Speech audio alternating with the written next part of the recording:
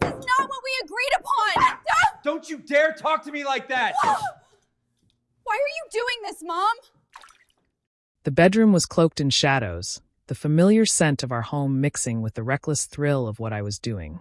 My husband, Ethan, was supposed to be on duty, another long night as a paramedic.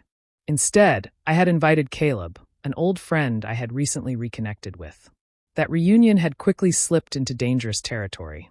Ethan and I had been married for 6 years, but his exhaustion, his silence, and his growing distance left me desperate for attention.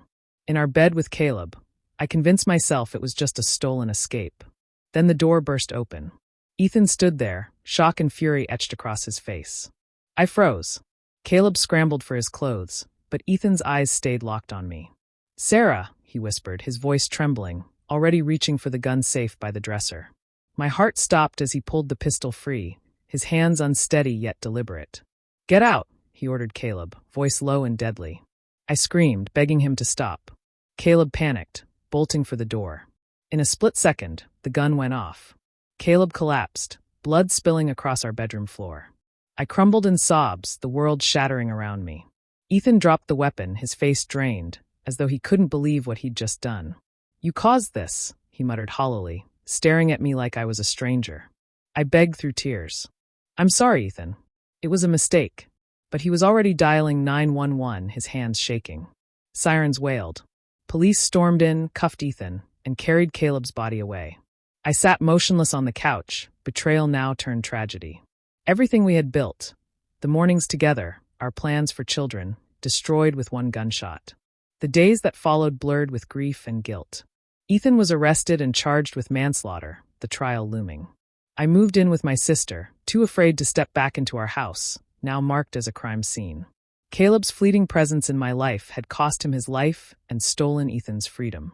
When I visited Ethan in jail, his eyes were cold and unforgiving. "Why?" he asked. I had no answer, only tears. My selfish need for attention had pushed him past his breaking point, leaving devastation behind. I replayed that night endlessly. The warning signs, Ethan's stress, my restlessness, and the excuses I made to justify Caleb. I thought Ethan's long hours meant he didn't care. But the truth was he was working for us, for our future. My betrayal wasn't just the act. It was the lie, the choice to bring Caleb into our home. The trial was brutal. Ethan pled guilty, his lawyer pleading emotional distress, with my affair as the spark. I testified, trembling, admitting my fault as every eye in the courtroom seared into me. Ethan was sentenced to 7 years. His life upended because of me. I was left alone, shunned by friends, haunted by Caleb's death and Ethan's absence. My sister tried to console me, but guilt was my constant shadow. The memory of that night clung to me like an open wound. I tried to rebuild. I rented a small apartment, started therapy, and faced my shame. I wrote Ethan letters filled with regret, but he never replied. Caleb's family sued me, their grief reflecting my own. All for a moment of thrill that cost everything. My marriage, a life, my sense of self. Ethan's hand had pulled the trigger, but my betrayal had loaded the gun. Months later, I visited him again. His face was thinner, his eyes hollow. "I loved you," he said flatly. "You broke me." Tears slid down my cheeks as I nodded. I knew I deserved his coldness.